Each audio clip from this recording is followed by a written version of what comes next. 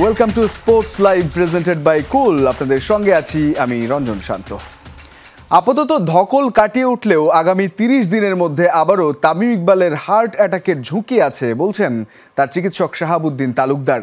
৩-৪ মাসের মধ্যে স্বাভাবিক জীবনে ফিরবেন এই ড্যাশিং ওপেনার, তবে খেলায় ফিরতে পারবেন কিনা তা এখন নিশ্চিত করে বলার উপায় নেই বলছেন ডাক্তার।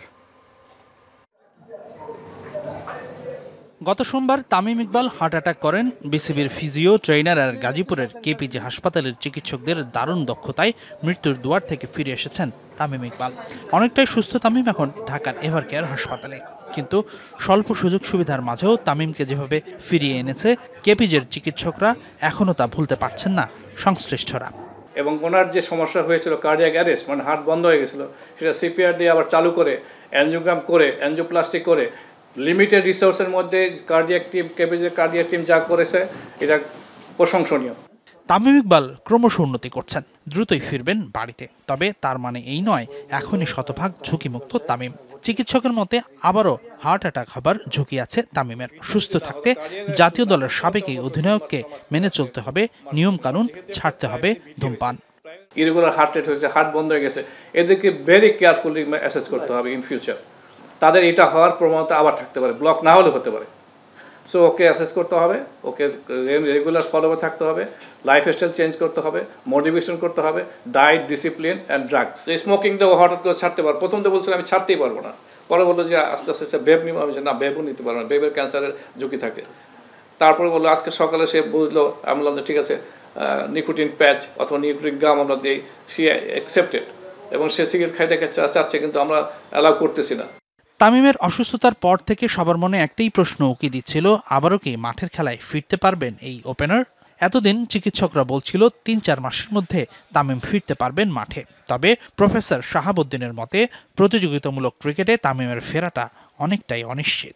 হার্ট অ্যাটাক হয় অথবা হার্টের মাসেল ড্যামেজ হয়, তখন বলি আপনার গেম খেলবেন কিন্তু কম্পিটিশন খেলতে পারবেন না।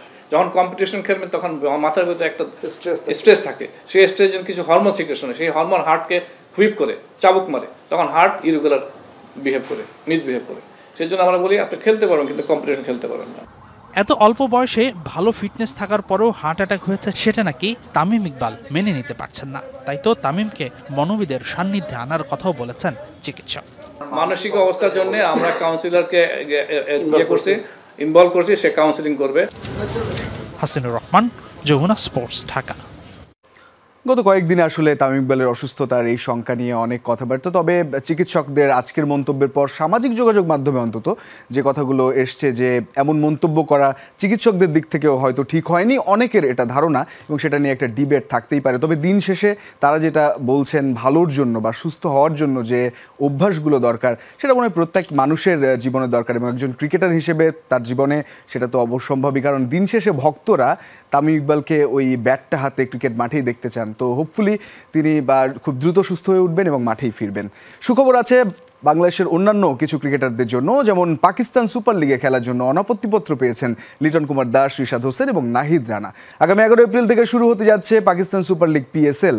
এই টুর্নামেন্টের ড্রাফট থেকে লিটন কুমার দাসকে দলে নিয়েছে করাচি কিংস, রিশাদ হোসেনের দল লাহোর কালান্দার্স আর নাহিদ রানাকে নিয়েছেন পেশোয়ার জালমি।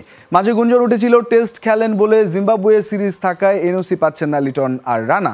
অনলাইনে প্লেয়ার্স ড্রাফটের মাধ্যমে লিটন রানা সহ 6 ক্রিকেটারের বদলিও খুঁজে নেওয়ার চেষ্টায় ছিল PSL এর দলগুলো। তবে শেষমেশ সব গুঞ্জন শেষ, পুরো মৌসুমের জন্যই এনওসি পাচ্ছেন লিটন ও রিশাদ।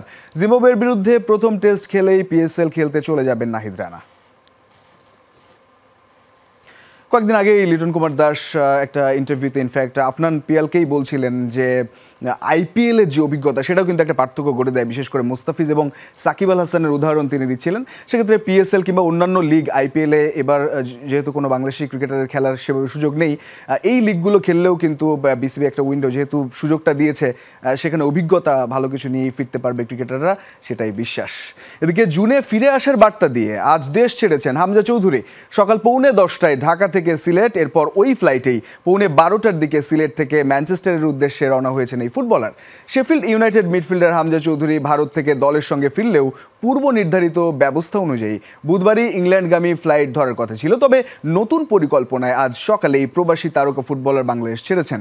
গত মঙ্গলবার বাংলাদেশের জার্সিতে বহুল কাঙ্ক্ষিত অভিষেক হয় হামজা দেওয়ান চৌধুরীর। লাল সবুজ জার্সিতে নিজের প্রথম ম্যাচেই নজর কেড়েছেন ইংলিশ প্রিমিয়ার লিগে খেলা এই ফুটবলার। ম্যাচে ভারতের সঙ্গে গোলশূন্য ড্র করেছে হাভিয়ের কাবরেরার শিষ্যরা। এশিয়ান কাপ বাছাই পর্বে 1 পয়েন্ট ঝুলিতে ভরেছে হামজার দল। Just thanks. I can't put into words how much this has meant to me. Thank you. Inshallah, I'll be back in June. Make dua for my good health and my return, and inshallah I'll see you all in June for another 2 big games. অভিষেক ম্যাচে English premier লিগে খেলা হামজা চৌধুরীর পারফরমেন্সে মুগ্ধ বাংলাদেশের সাবেক footballer গোলাম সারোয়ার টিপু প্রশংসায় ভাসিয়েছেন Sheffield খেলা এই ফুটবলারকে। ফরওয়ার্ডের সমস্যা সমাধানের উপায়ও জানিয়েছেন তিনি। ব্যক্তিগত অনুশীলনেই বেশি জোর দিয়েছেন এই সাবেক। তবে ফাহমিদুল ইস্যুতে কোচের সিদ্ধান্তকে সম্মান জানিয়েছেন সাবেক এই লেফট উইঙ্গার।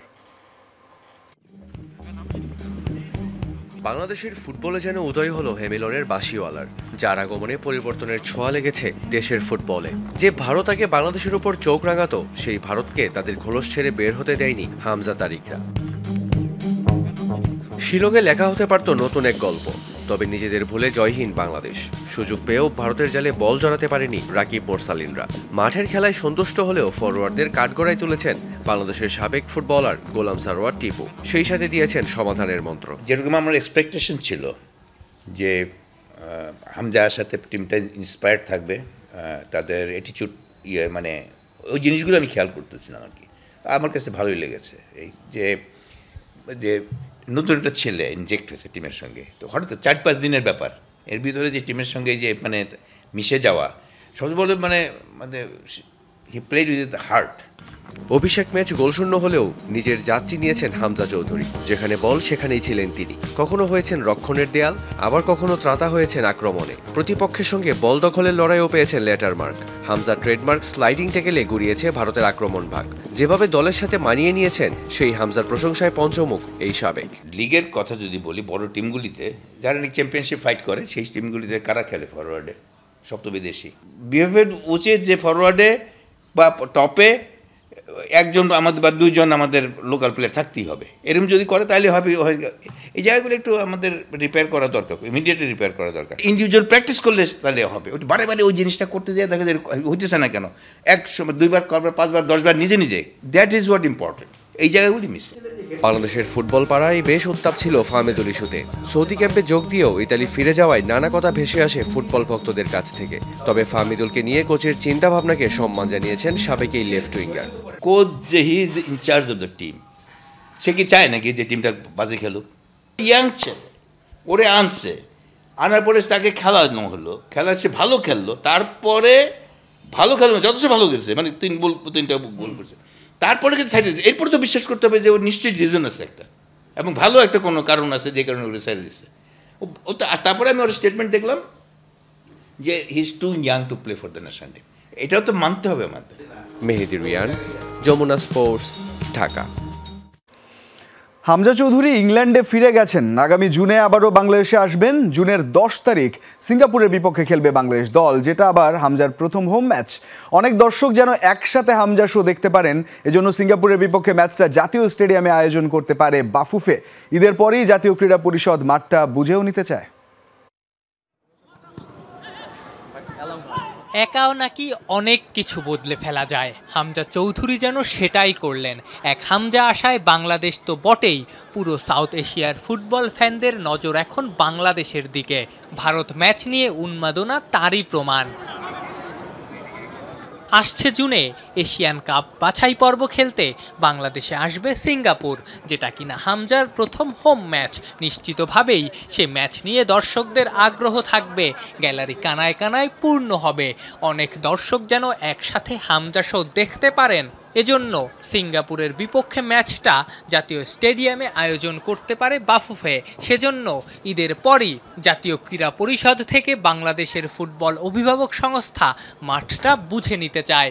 আমাদের জাতীয় স্টেডিয়ামটি ফুটবলের স্টেডিয়াম, তো আমাদের যেভাবে এটা তৈরি করতে হবে, কারণ এখানে ধারণ ক্ষমতা বেশি, এবং হামজার মতো প্লেয়ারদের জন্য কিংবা ফুটবলের জন্য, ফুটবলের ভালোর জন্যই এখানে ফুটবল ছাড়া আসলে বসুন্ধরা না ছোটো মাঠ, আমরা বুঝি এটা, যার ফলে আমরা যত দ্রুত পারি আমরা এই মাঠ আমরা কাজ শেষ করবো ইনশাল্লাহ।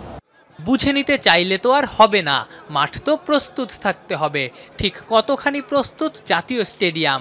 জানা গেছে মাঠের কাজ শেষ বললেই চলে। নিয়মিত ঘাসের পরিচর্যা করতে হবে, পাশাপাশি গ্যালারির কিছু কাজ বাকি আছে। সেসব শেষ হলেই আবারও আন্তর্জাতিক ম্যাচ আয়োজনের জন্য প্রস্তুত হবে এই স্টেডিয়াম। বাফুফের সাথে আমরা পরামর্শ করে কাজ করছি। আমরা একেবারে শেষ পর্যায়ে আছি, মাঠটা রেডি হচ্ছে, কিছু ঘাস আছে, ঘাসগুলা তুলে ফেলা হচ্ছে এবং নতুন করে ঘাস যে সেট করা হচ্ছে, ওখানে কিছু অবাঞ্ছিত ঘাস আছে, সেগুলো তোলা হচ্ছে। আর একটা বিষয় হচ্ছে বাফুফের পরামর্শে আমরা কাজ করছি। শেষ মুহূর্তে একটা ব্যাপার, ঈদের পরে তারা মাঠটা বুঝে নিতে চেয়েছে। এশিয়ান কাপ বাছাই পর্বের দ্বিতীয় ম্যাচে আগামী 10 জুন সিঙ্গাপুরের বিপক্ষে খেলবে বাংলাদেশ। প্রথম ম্যাচে ভারতের বিপক্ষে গোলশূন্য ব্যবধানে ড্র করেছে হামজা চৌধুরীরা। আফনান পিয়াল, যমুনা স্পোর্টস, ঢাকা। না, স্বাভাবিকভাবেই হামজা শো সেটা দেখার অপেক্ষায় পুরো বাংলাদেশ। টেলিভিশনের পর্দায় যে ম্যাচটা আসলে বাংলাদেশ দেখেছে ভারতের বিপক্ষে, যেখানে হামজা চৌধুরীর আধিপত্য সেটা দুর্দান্ত ছিল। তবে স্বচক্ষে এই হামজা চৌধুরীর খেলা বাংলাদেশের মানুষজন দেখতে চায় এবং সেটা যদি জাতীয় স্টেডিয়ামে হয় তাহলে অবশ্যই সেখানে অন্যরকম একটা রেকর্ড এবং ফুটবলের যে পুরনো জোয়ার সেটা হয়তো সেদিন আরও একবার নতুন করে দেখা যাবে। তো সেটার জন্য শুভকামনা থাকছে। তবে ফিরতে চাই আন্তর্জাতিক ফুটবলে। মেসি খেললে আরও 2-3 গোল বেশি খেত ব্রাজিল। এবার এমন মন্তব্য করে নিজেদের সামর্থ্যের বার্তা দিলেন জুলিয়ান আলভারেজ। তবে কি 26 বিশ্বকাপে মেসিকে ছাড়াই খেলতে প্রস্তুত আর্জেন্টিনা? কোচ স্কালোনি অবশ্য বলছেন দেখা যাক কি হয়। তবে মেসির আরেক সতীর্থ ডিপলের ভাষায় আর্জেন্টিনা তখনই সবচেয়ে বেশি ভালো খেলে যখন খেলেন নাম্বার 10, কারণ তিনিই সর্বকালের সেরা। সেদিন 7 সকালে মেসির মতো তারকা ছাড়াই ব্রাজিলকে আকাশের তারা দেখিয়ে ছেড়েছে আর্জেন্টিনা। আলভারেজ, ফার্নান্দেজ, ম্যাক অ্যালিস্টারদের তোপে উড়ে গেছে হলুদ শিবির। এবার তাই আকাশী নীলের পালে নতুন হাওয়া। মেসিকে ছাড়াই তো জিততে শিখে গেছে আর্জেন্টিনা। তবে কি 26 বিশ্বকাপে লিওকে ছাড়াই মাঠে নামবে আলবিসেলেস্তারা? ব্রাজিল ম্যাচের আগে আর্জেন্টাইন অধিনায়ক ছিলেন না উরুগুয়ের বিপক্ষের ম্যাচেও। অন্যদিকে ব্রাজিলের সাথে 4-1 জেতার আগেই নিশ্চিত হয়েছে 26 বিশ্বকাপের টিকিটও। তারুণ্য নির্ভর দলের কাছ থেকে তাই নতুন বার্তা পেয়ে গেছেন কোচ লিওনেল স্কালোনি। যদিও চিরপ্রতিদ্বন্দ্বীদের হারানোর পর সংবাদ সম্মেলনে মেসির বিশ্বকাপ খেলার প্রশ্নে সরাসরি কিছু বলেননি স্কালোনি। আমাদের ম্যাচ ধরে ধরে এগোতে হবে, নইলে তো এই একই বিষয় নিয়েই সারা বছর কথা বলতে হবে। তার সিদ্ধান্ত তাকেই নিতে হবে। দেখি না কি হয়, সে যখন চাইবে তখনই সিদ্ধান্ত নেবে। এ নিয়ে তাকে পাগল করে দেয়া উচিত হবে না। ব্রাজিল ম্যাচের দিন মনুমেন্টাল স্টেডিয়ামের গ্যালারিতে প্রিয় মেসির জার্সি পরেই হাজির হয়েছিলেন অনেকেই। তবে মায়ামিতে খেলা মেসি এখন ভুগছেন অ্যাডাক্টর মাসেলের চোটে। এ মৌসুমে বেশ কয়েকবার চোটের কারণে সাইড লাইনে বসে থাকতে হয়েছে LM10কে। একদিকে চোট, একদিকে বয়সের ভার।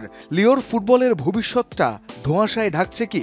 সতীর্থ আলভারেজ অন্তত তা মানতে নারাজ। ব্রাজিল ম্যাচের গোলদাতা বলছেন মেসি থাকলে আরও 2 থেকে 3 গোল বেশি খেত ব্রাজিল। আরেক সতীর্থ রদ্রিগো ডি পল অবশ্য তার কথায় মুগ্ধ করেছেন আর্জেন্টাইন ফুটবল ভক্তদের। এই মিডফিল্ডারের ভাষায় আর্জেন্টিনা তখনই সবচেয়ে বেশি ভালো খেলে যখন খেলেন তাদের নাম্বার 10, কারণ তিনিই সর্বকালের সেরা। রঞ্জন শান্ত, যমুনা স্পোর্টস। ক্লাব বিশ্বকাপের মোট পুরস্কার $1 বিলিয়ন মধ্যে চ্যাম্পিয়ন দল পাবে $40 মিলিয়ন। গ্রুপ স্টেজ ও নকআউট পর্যায়ে অনুষ্ঠিত কোনো প্রতিযোগিতার জন্য দেওয়া হবে ইতিহাসের সর্বোচ্চ পুরস্কার। ফিফা কাউন্সিল অনুমোদিত পুরস্কার বিতরণ পদ্ধতিটি মূলত 2টি স্তম্ভের উপর ভিত্তি করে তৈরি।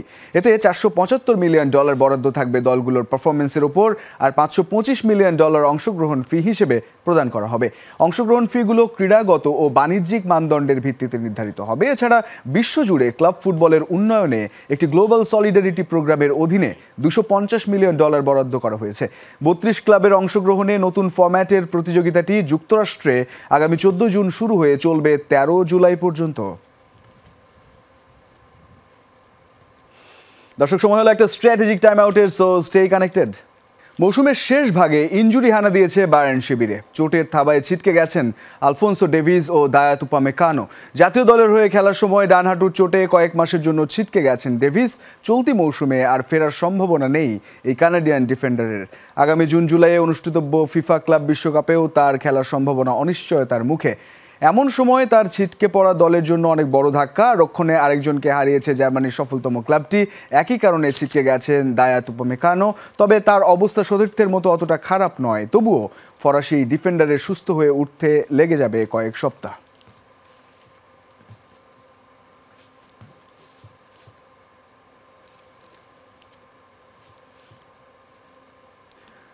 পাকিস্তানের বিপক্ষে ওয়ানডে সিরিজের আগে বড় ধাক্কা নিউজিল্যান্ড শিবিরে। চোটের কারণে এই সিরিজ থেকে ছিটকে গেছেন টম ল্যাথাম। আইপিএলের জন্য এমনিতেই নিয়মিত অধিনায়ক মিচেল স্যান্টনার সহ দলের বেশ কয়েকজন ক্রিকেটারকে পাচ্ছে না কিউইরা। স্যান্টনারের অনুপস্থিতিতে এই সিরিজে নিউজিল্যান্ডকে নেতৃত্ব দেওয়ার কথা ছিল ল্যাথামের। তার পরিবর্তে অধিনায়ক করা হয়েছে মাইকেল ব্রেসওয়েলকে। পাকিস্তানের বিপক্ষে সদ্য সমাপ্ত টি-20 সিরিজে ব্ল্যাক ক্যাপদের 4-1 ব্যবধানে জয়ে নেতৃত্ব দিয়েছেন ব্রেসওয়েল। ল্যাথামের পরিবর্তে দলে ফিরেছেন হেনরি নিকোলস। 33 বছর বয়সী অভিজ্ঞ বাঁহাতি ব্যাটার সবশেষ ওয়ানডে খেলেছেন গত নভেম্বরে শ্রীলঙ্কার বিপক্ষে। 10,000 টাকা দিয়ে ভক্তকে মাঠে এনে নাটক সাজিয়েছেন রাজস্থান রয়্যালসের রিয়ান পরাগ। নেট দুনিয়ায় এভাবেই ট্রল করছেন নেটিজেনরা। বুধবারের ম্যাচে রিয়ানের পা ছুঁয়ে জড়িয়ে ধরেন এক ভক্ত, আর তা নিয়েই সামাজিক মাধ্যমে রিয়ানকে তুলোধুনো করছেন তারা। আবার অনেকেই বলছেন ঘরের মাঠে ঘরের ছেলেকে সম্মান দেওয়াটা স্বাভাবিক, কারণ সে তার দেশ আসামকে প্রতিনিধিত্ব করছে। ম্যাচের দ্বাদশ ওভারে কেকেআরের কুইন্টন ডিকককে বল করতে যাচ্ছিলেন রাজস্থানের অধিনায়ক রিয়ান পরাগ। সে সময় মাঠে ঢুকে আসেন এক ব্যক্তি, সোজা রিয়ানের পা ছুঁয়ে জড়িয়ে ধরেন তাকে। ততক্ষণে নিরাপত্তার দায়িত্বে থাকা ব্যক্তিরাও সেখানে চলে আসেন। পরবর্তীতে সেই ব্যক্তিকে সরিয়ে নেওয়া হয় মাঠ থেকে। কিন্তু এখানেই ঘটনার শেষ নয়। নেটিজেনদের একাংশ এই ঘটনাটি দেখছে বাঁকা চোখে। ভক্তের পা ছোঁয়ার এই বিষয়টি নাকি সাজানো নাটক দাবি করে বলেছেন টাকা দিয়ে এমন ঘটনার সৃষ্টি করেছেন রিয়ান। অবশ্য সেই ম্যাচে কেকেআরের বিপক্ষে 8 উইকেটে হেরেছে রিয়ানের রাজস্থান। হৃদয় নামের এক নেটিজেন লিখেছেন, এদেশে নাকি হিরোদের পূজা করা একটা রোগ। রিয়ানের মতো ক্রিকেটারেরও নাকি এত ফ্যান বেজ আছে, এটা ভেবে তাজ্জব লাগছে তার, যিনি কিনা ভারতের জার্সিতে একটিও ম্যাচ খেলেনি। আইপিএলও খেলেছেন কেবল 1 সিজন, আর তাতেই নাকি সে একজন ভক্তের প্রভু হয়ে গেছেন। রিয়ানের প্রতি তার কোনো সহানুভূতি নেই, কারণ এটি নাকি পুরোটাই সাজানো ঘটনা। কেউ আবার বাড়িয়ে বলছেন নিজের প্রচারের জন্য নাকি ওই সমর্থককে 10,000 টাকা দিয়েছেন রিয়ান পরাগ। আবার অনেকেই তার পাশে দাঁড়িয়েছেন। তারা বলছেন ঘরের মাঠে ঘরের ছেলেকে নিয়ে মাতামাতি তো হবেই। এক নেটিজেন বলছেন আসামের মতো রাজ্য থেকে ভারতীয় দলের সুযোগ পাওয়া এত সহজ নয়। রিয়ান সেটা করে দেখিয়েছেন, সে আসামকে প্রতিনিধিত্ব করছেন। এদিকে কলকাতার বিপক্ষে 25 রান করেছেন রিয়ান। বল হাতে 4 ওভার বোলিং করেছেন, তবে পাননি কোনো উইকেটের দেখা। এছাড়া চলমান আইপিএলে এখন পর্যন্ত 2টি ম্যাচ খেলেছে রাজস্থান। এর মধ্যে 2টিতেই হেরেছে পিঙ্ক আর্মিরা। Sanjana Ivy, Jamuna sports. না মানে আইপিএল চলবে আর এসব নাটকীয়তা হবে না তা কি করে হয়? আইপিএল চলছে এবং আজকে সপ্তম ম্যাচ অলরেডি হায়দ্রাবাদে, এই মুহূর্তে লখনৌ এবং হায়দ্রাবাদ খেলছে। হায়দ্রাবাদের ব্যাটিং লাইন আপ সেটা তো বিধ্বংসী, যদিও 2 উইকেট একটু আর্লি পড়ে গেছে। অভিষেক শর্মা এবং ঈশান কিষান তিনি আউট হয়ে গেছেন, তবে ট্রাভিস হেড তিনি খেলছেন, হেনরিক ক্লাসেন আছেন। সুতরাং একটা উপভোগ্য ম্যাচ হবে সেটাই প্রত্যাশা করছি। আর এই ছিল আজকের স্পোর্টস লাইভে। এতক্ষণ সঙ্গে থাকার জন্য ধন্যবাদ সবাইকে।